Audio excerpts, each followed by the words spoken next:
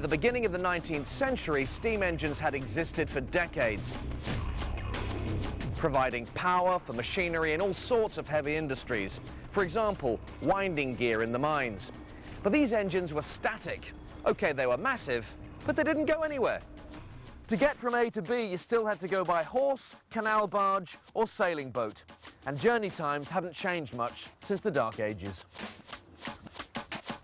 But a Cornishman called Richard Trevithick was about to change all that.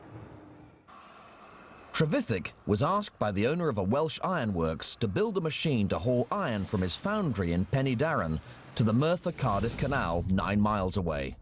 The roads were terrible, so Trevithick proposed driving the steam-powered machine on rails. And this was it, the barking, bonking mad Penydarren, named after the ironworks itself.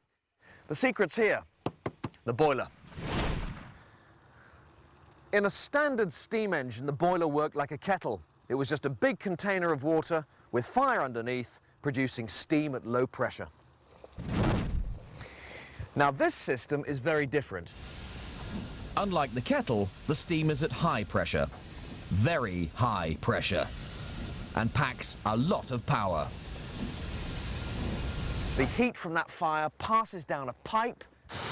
Heat from the pipe heats the water, makes the water boil, steam is produced. That steam passes into the cylinder here, which drives a piston. That piston, via this connecting rod and this series of cogs, drives the wheels. High-pressure steam let a small engine pack enough punch to drive itself along. That was the big breakthrough that got steam engines mobile. But here was the final stroke of genius. Once the steam had done its work, Trevithick channeled the exhausted steam out of the cylinder along this pipe here and up out of the chimney, drawing more air into the fire, which increased the temperature. Giving even more power. Oh, it's utterly, utterly mad. It's all engine and I love it. Anthony, open the regulator and let's go!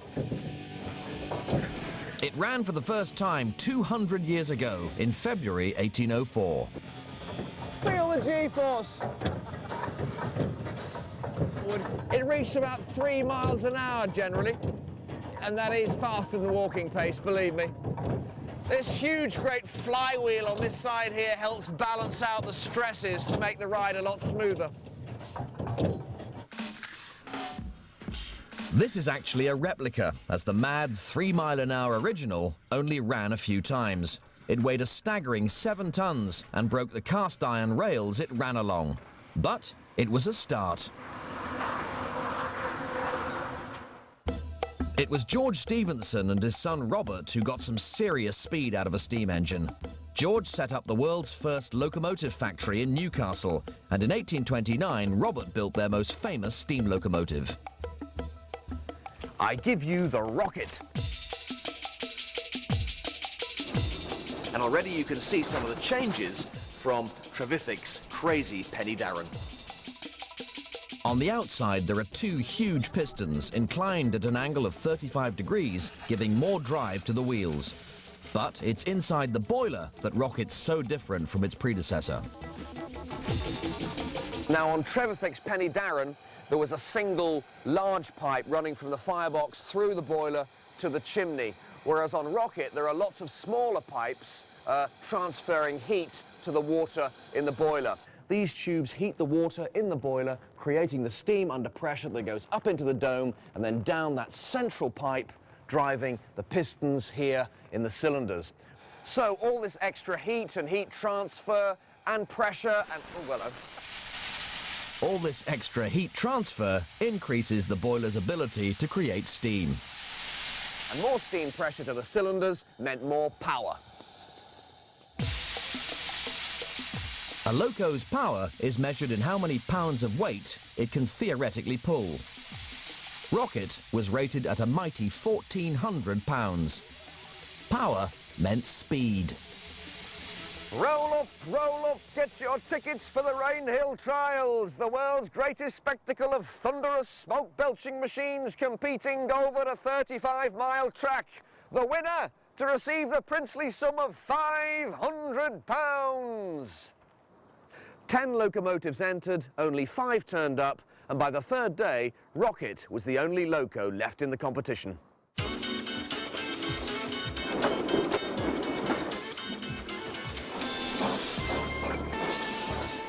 Rocket, with its multi-tubular boiler and vertical steam venting, left the others for dead.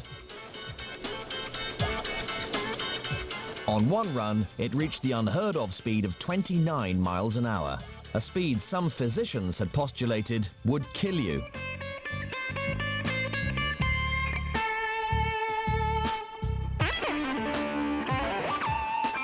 In 1830, the Stephensons went one step further with the introduction of their Planet-type locomotives.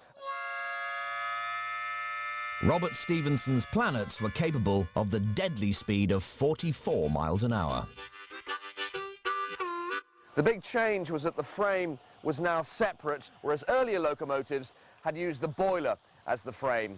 And in the quest for more power, the cylinders were now horizontal.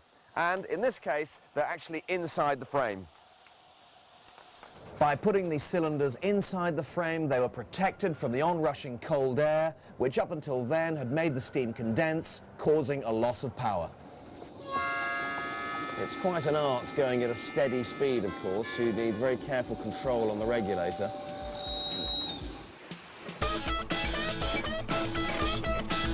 The Stephensons had perfected the basic design for getting power and speed out of a steam loco. A basic layout all locos would use from then on. The railways were first built with freight traffic in mind. But within a few years, it became clear there was another massive market, that of passenger transport. Passengers who wanted to get from A to B quicker than they could by horse. Indeed, from A to B as fast as was humanly possible. Speed had become a major part of the locomotive game, and the first 100 mph vehicle ever on the planet was just around the corner.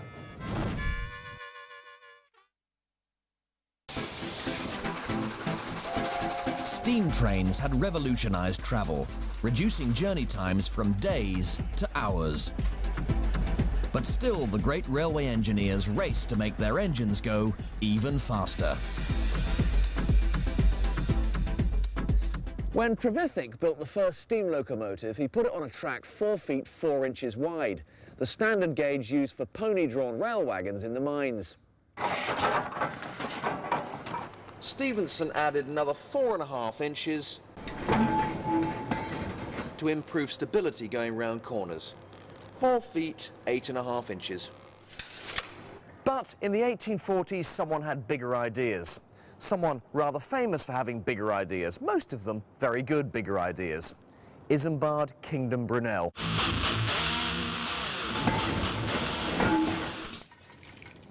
Look at that, 7 feet apart.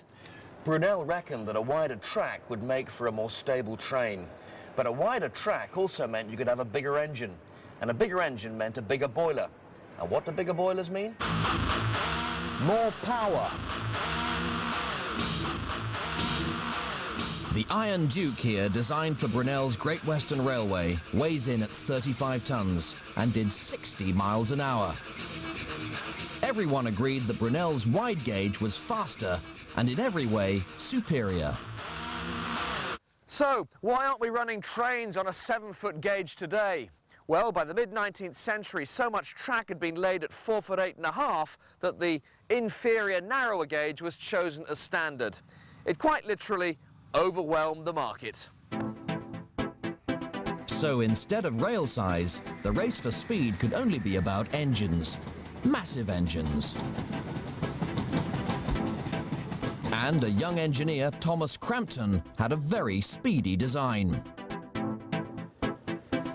Well, it may be small, but it is in fact an exact replica of the real thing. This is a Crampton engine.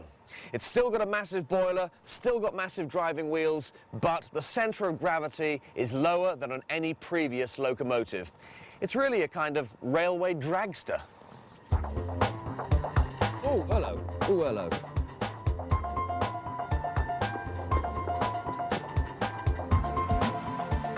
The Cramptons were real speed merchants of their day. They could achieve speeds up to 90 miles an hour, but they were never very popular in Britain. This is mainly because the driver standing here was positioned right over the rigid driving axle.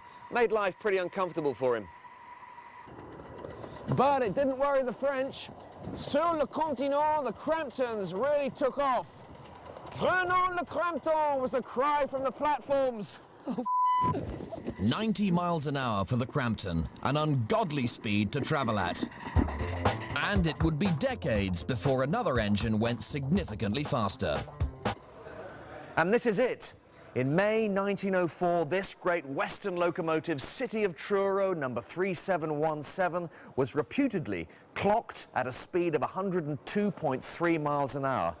That's the first time any form of transport had travelled at over 100. 100 miles an hour, an incredible speed.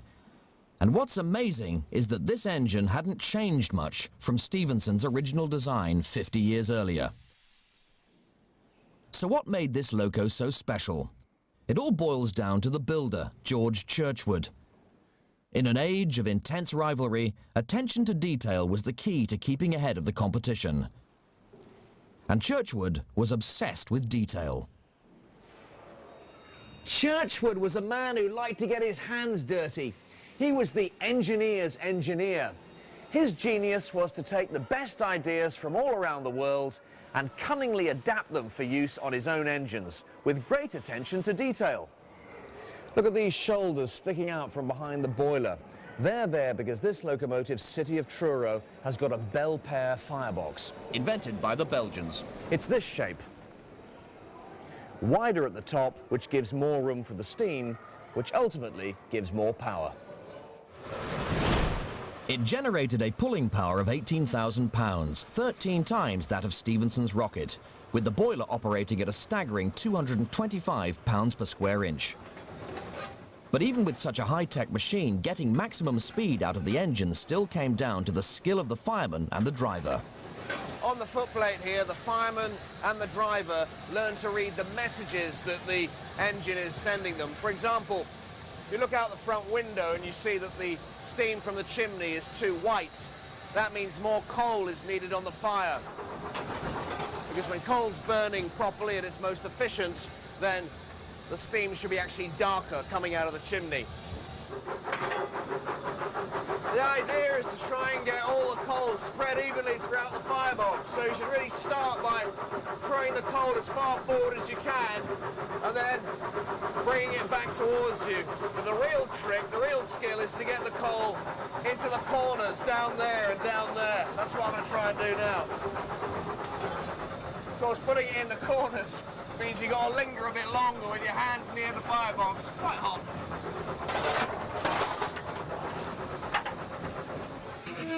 Churchward's attention to detail got his trains to go faster and faster. He was a man obsessed who lived for engineering, but in the end his obsession carried a terrible price. Churchward loved being on the shop floor, but he just didn't know when to hang up the spanners and walk away. After he'd retired, he would often come back and potter around the engine sheds. And on the morning of the 19th of December 1933, he was run over by a locomotive and died. But Churchward was around long enough to witness the unveiling of this masterpiece, this god of the transport world, this words really are not good enough to say how wonderful this machine is. It was built in 1932 by the London North Eastern Railway chief engineer, Nigel Gresley. These engines would make their designers as famous as film stars.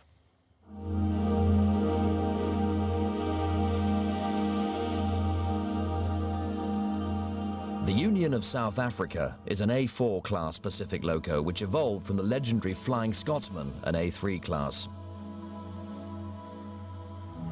Gresley's A4s are the most admired locos ever built because of their revolutionary shape and their speed. One of the most distinctive features about this awesome machine is the streamlining. And of course, as far as engineers are concerned, the streamlining isn't that good because they can't get at things. But the streamlining did work. This engine could do over 110 miles an hour. Right, well, here we are. A dream come true. Hi, Derek. You all right? Yes, fine, thank you. Oh, what are you, assistant driver? I'm a fireman. Fireman. Right. Bit of youth required for the energetic job of filling up the old firebox.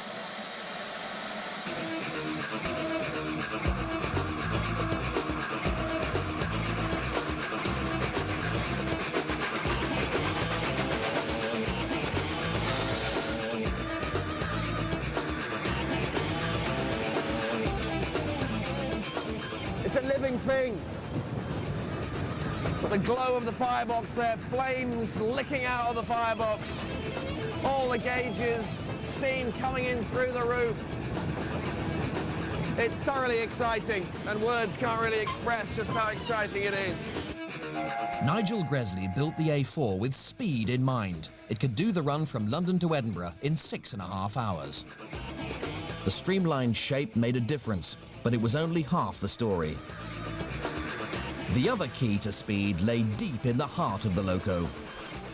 Here, Gresley had smoothed all the kinks and bends out of the steam pipes so the steam could flow more easily and retain more power. Coupled with a high-speed Killchap exhaust system, it generated a massive 36,000 pounds of power. Twice that of Churchward's City of Truro. In a tunnel, in a steam locomotive, on the footway. Spectacular.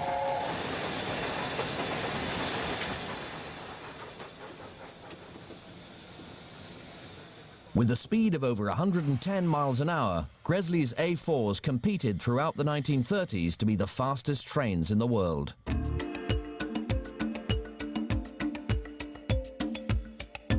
The main opposition was the LMS Rail Company, the London, Midland and Scottish, operating the West Coast route to Scotland. Pride of the LMS fleet were the Coronation-class engines designed by William Stanier.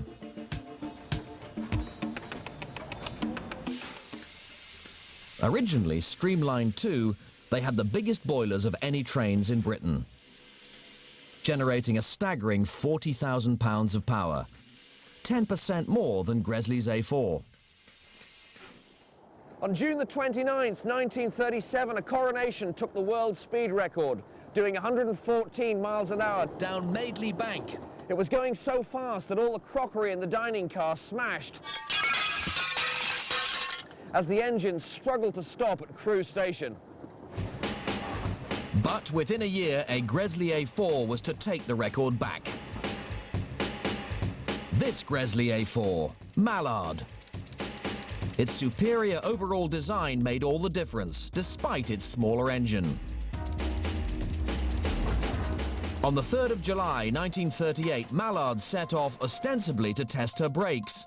Only when the brake testers were on board were they told that they would be trying for the speed record. She smashed it, doing 126 miles an hour. And unbelievably, they're going to let me drive this beast. It's a Gresley A4, just like Mallard. It's like having your first driving lesson in a Ferrari. Right. There we go. Ah! Shut. Huh? Shut now. Yeah, it's right down. Right down hard. That's So we've, just by doing that, we've let enough steam into the cylinders it. to get the train moving. Turn this handle Yeah. clockwise. There. Yeah, a bit more now. What's 25? That's fine, mate. There you go. That's it. That's fine. Good one. Very good. You've done this before, haven't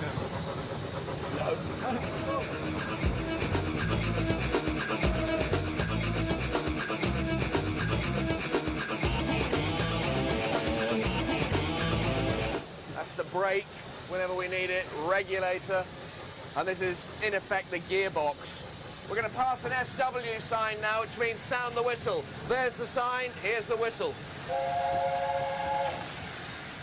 When this A4 was built, it took you the best part of 15 years to qualify as a driver, progressing through engine cleaner, apprentice fireman, fireman, then apprentice driver, before finally getting your license.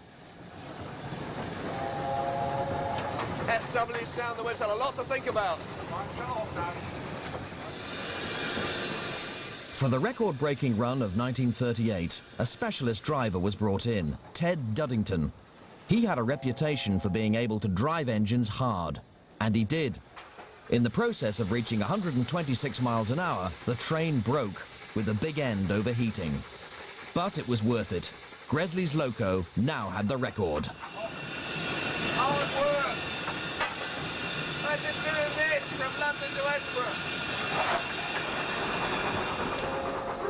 And imagine what it must have been like during that record-breaking run of 1938, the firemen shoveling like mad to maintain the perfect pressure in the boiler.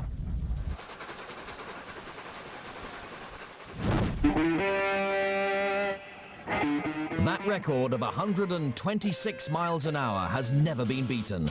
The Gresley A4 is the fastest steam loco ever built. Well, this really is a dream come true for me.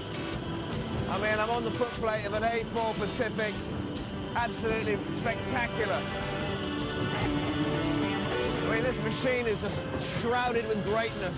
I mean, it's so shrouded with greatness, I'm surprised we can even see where we're going.